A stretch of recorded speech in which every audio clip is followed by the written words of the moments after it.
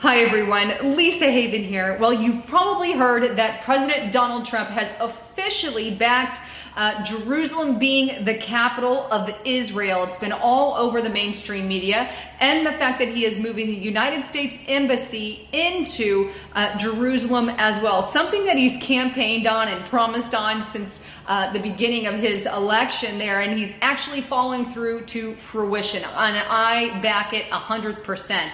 Now here's the thing, while that is going on and while all eyes are on that, stuff is happening behind the scenes, and that's what I want to show you today. But for starters, I want to just show you first and foremost how Donald Trump has officially backed Jerusalem. Check out this report on whitehouse.gov. This is a press briefing that was released, or just a briefing for the American people. And here it states that Trump decides to recognize Jerusalem as Israel's capital, and it furthermore solidifies how the U.S. Embassy is planning on being moved into Jerusalem. Now, this report also further details people who are supporting that. It includes everyone from Rex Tillerson to obviously the Prime Minister Benjamin Netanyahu of Israel himself. Now, here's what Netanyahu had to say about Donald Trump's response, and I quote, "We're profoundly grateful for the president for his courageous and just decision to recognize Jerusalem as the capital of Israel and to prepare for the opening of the U.S. Embassy here.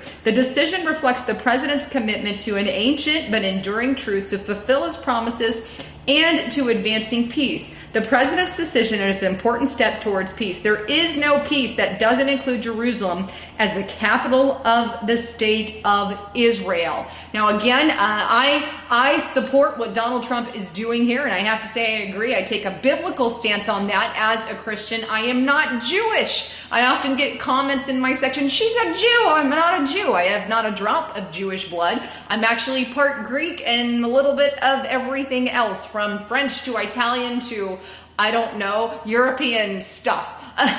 So got a little bit of everything in there. But that said, again, I just kind of take the biblical stance on that. And again, in the Bible, it does talk about Jerusalem being the stumbling block of the world. And this is exactly what we're seeing. So it's Bible prophecy that is coming to pass. Now, I want to show you this next report on dailymail.co.uk, but it's titled, "Trump will recognize Jerusalem as Israel's capital today," which he's already done, "despite the international fury from the Pope, the UK, Russia, China, Turkey, Iran, the Palestinians, who say he's just declared war on 1.5 billion, that's not an M, that's a B, billion of Muslims."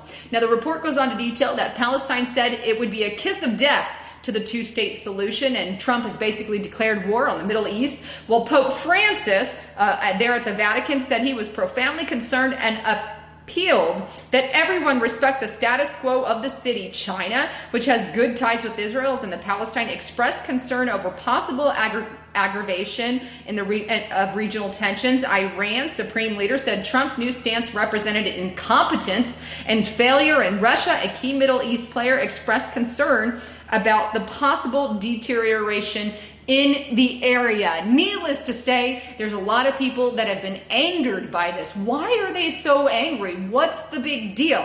Well, again, the big deal is Jerusalem, something that the Bible said would be a stumbling block. And whether or not you agree, that's just a fact of what is there in the scripture. So let me show you another report, because look, quite frankly, all this tension is rising. It's been the stumbling block over there in Israel and the Middle East for years and years and years. Since they became a nation in 1948, things have really increased. And then we have the Six-Day War in 1967. Don't quote me on that. But that is also has brought up lots of tension. Well, check out this report from Shubat.com, and it's titled, "The Frenzy Over Jerusalem Has Begun." Erdogan, the president of Turkey, threatens Trump. He says, "In 5 to 10 days, we're going to gather the Muslim world in Istanbul, and we're going to deal with the issue of Jerusalem." That's coming straight from Erdogan's mouth, who went on live TV, and he had this to say, and I'm going to quote him here. But Trump, he says, "Jerusalem is a red line for Muslims." And when he had said that, the entire crowd cheered. But he goes on to say, "We're going to focus on the situation until the end.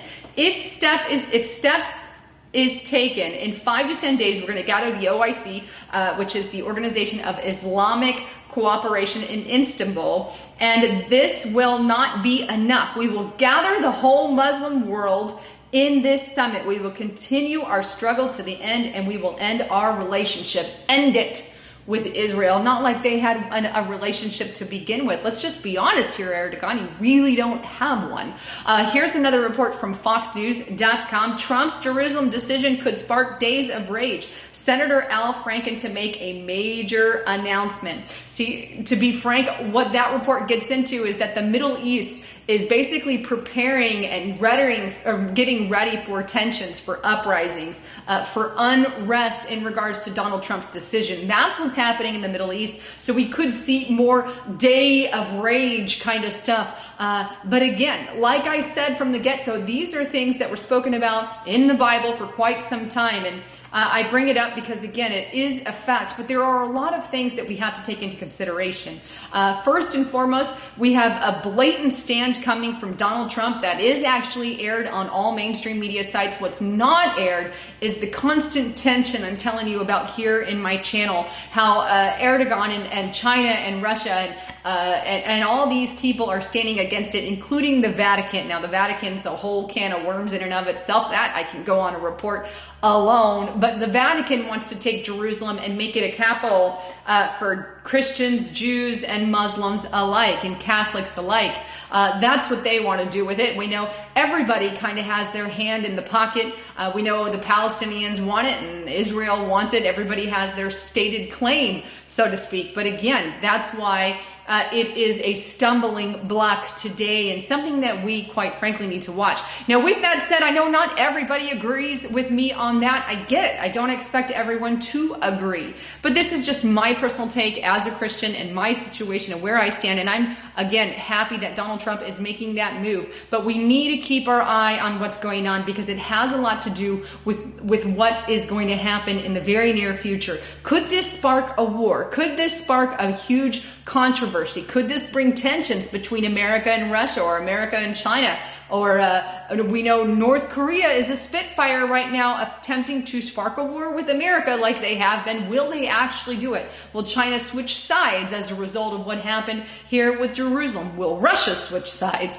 Well, I guess ultimately the time clock is ticking and we need to keep an eye on that. But that's why I wanted to bring it up and let you know there's a lot more to meets the eye than just the declaration. Anyhow, thanks again for tuning in. I'm Lisa Haven, signing out.